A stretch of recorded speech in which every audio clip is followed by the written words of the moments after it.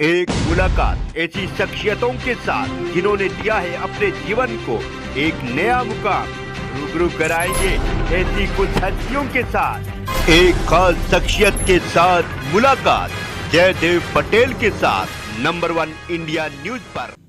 नमस्कार व्यूअर्स, मैं जयदेव पटेल और आप देख रहे हैं नंबर 1 इंडिया न्यूज। आपका एक बार फिर स्वागत है एक खास शख्सियत के साथ मुलाकात प्रोग्राम में। आज हम बात करेंगे छत्तीसगढ़ वक्फ बोर्ड की तरफ से एक ऑर्डर पास किया गया जिसमें वक्फ बोर्ड के अप्रूवल के बिना तकरीर नहीं दी जाएगी। अब इसको लेकर के राजनीति भी की जा रही है और तमाम तरह का विवाद भी छिड़ गया है, जिसको लेकर के जो छत्तीसगढ़ वक्फ बोर्ड के जो अध्यक्ष हैं, चेयरमैन, उनको अब इस्लामिक देशों से कहीं ना कहीं धमकी आ रही है, जिसमें पाकिस्तान हो गया, अफगानिस्तान हो गया और सारे जम्मू कश्मीर के भी कुछ हिस्से हो गए। ऐसे में आखिर धमकी किस प्रकार की है और इसके क्या मायने हैं, इन्हीं तमाम मुद्दों पर बात करने के लिए हमारे साथ खास सम्मान है छत्तीसगढ़ वक्फ बोर्ड के अध्यक्ष सलीम राज। सलीम राज, आपका बहुत बहुत स्वागत आज के हमारे प्रोग्राम में। जी सलीम राज जी, आपसे मेरा पहला सवाल है कि आपको जो इस्लामिक देशों से धमकी आ रही है, धमकियां किस तरीके की है, किस तरीके के कॉल आ रहे हैं या कुछ मैसेजेस आ रहे हैं, क्या कुछ है पूरा मामला? छत्तीसगढ़ राज्य वक्फ बोर्ड ने एक नियम लागू किया था कि मस्जिद को राजनीतिक अखाड़ा ना बनाया जाए।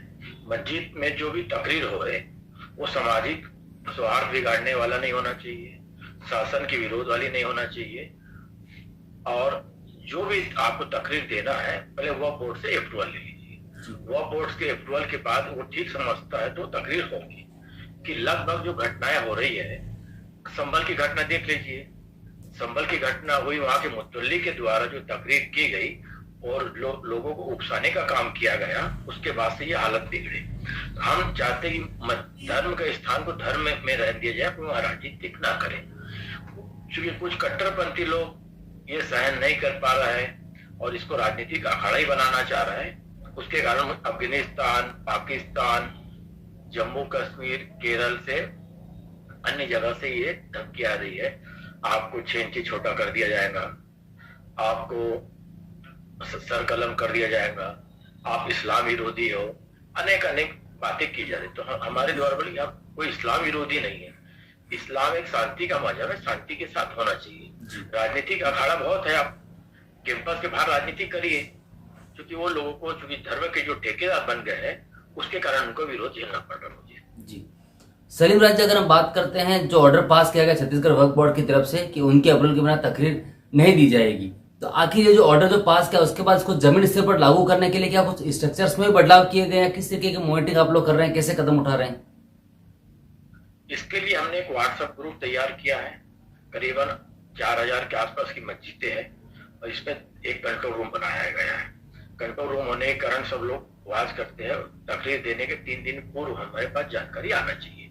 जानकारी आने के बाद हमें उचित लगता है कि इसकी अनुमति देना चाहिए तो हम उसकी अनुमति दे रहे हैं, और जो नहीं लगता है उसकी अनुमति नहीं दिया जा रहा है।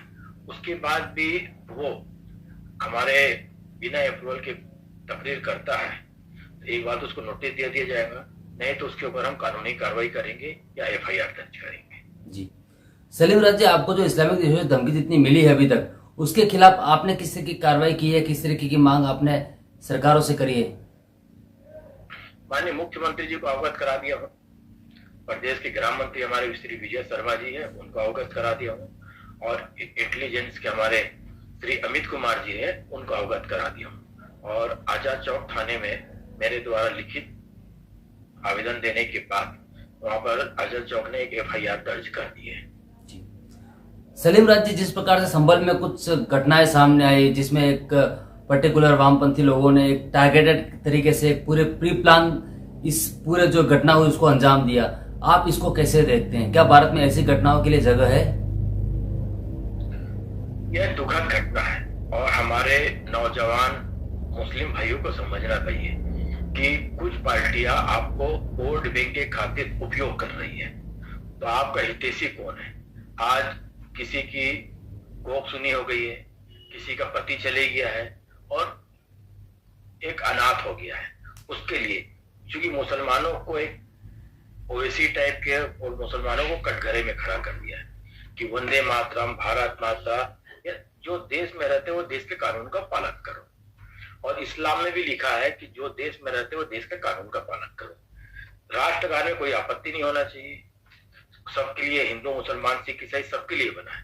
राष्ट्रगान है राष्ट्र जो देश में रहते उसके लिए, तो इस टाइप के जो संभल की घटना हुई है दुखद है। दुखद होने के कारण वो राजनीति का अखाड़ा, अखिलेश यादव अपनी वोट बैंक की राजनीति कर रहे हैं, कांग्रेस अपनी वोट बैंक की वास्तविकता जानना चाहिए।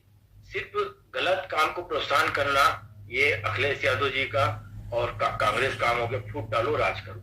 सिर्फ बटोगे कटोगे जो चल रहा है तो यही है, बटोगे तो कटोगे, बटोगे तो कटोगे। ये इसलिए उनको एकजुटता किया जाना है, एकजुटता करने के कारण इस टाइप की घटनाएं हो रही है। जी सलीम राज जी, आपसे मेरा एक आखिरी सवाल है कि बाबा बागेश्वर धाम के पीठाधीश्वर जो है धीरेन्द्र शास्त्री, उनकी तरफ से एक सनातन हिंदू एकता को लेकर के एक यात्रा निकाली जा रही है। आखिर इस यात्रा को भी लेकर के अब राजनीति की जा रही है और कुछ लोग इसका विरोध भी कर रहे थे। आखिर जो विरोध कर रहे हैं उसके क्या मायने आप देखते हैं? श्री बागेश्वर धीरेन्द्र शास्त्री जी जो राष्ट्र के निर्माण के लगे हैं, मैं उनका स्वागत करता हूं। और जिस प्रकार वक्फ बोर्ड का गठन हुआ है, हमारे करोड़ों हिंदुओं की आस्था एक धर्म में है, तो इसलिए सनातन बोर्ड भी बनना चाहिए और सनातन बोर्ड का मुस्लिम समाज को आगे के स्वागत करना चाहिए। हर धर्म की पवित्र स्थान का एक बोर्ड बनना चाहिए और बोर्ड में जो देख रेख जो चूंकि इतनी बड़ी सरकार रहती पर्टिकुलर देख नहीं पाती और एक बोर्ड रहता तो समाज इसमें कार्य करता है, इसलिए सनातन बोर्ड भी बनना चाहिए वो बोर्ड के साथ। और धीरेन्द्र शास्त्री जी जो राष्ट्र निर्माण में लगे हैं वो बहुत सराहनीय कार्य है और उनकी पद यात्रा में मुझे निमंत्रण मिलेगा तो उनकी पद यात्रा में भी जाऊंगा। जी सलीम राज जी, अपना बड़े समय निकाला उसके लिए आपका बहुत बहुत धन्यवाद।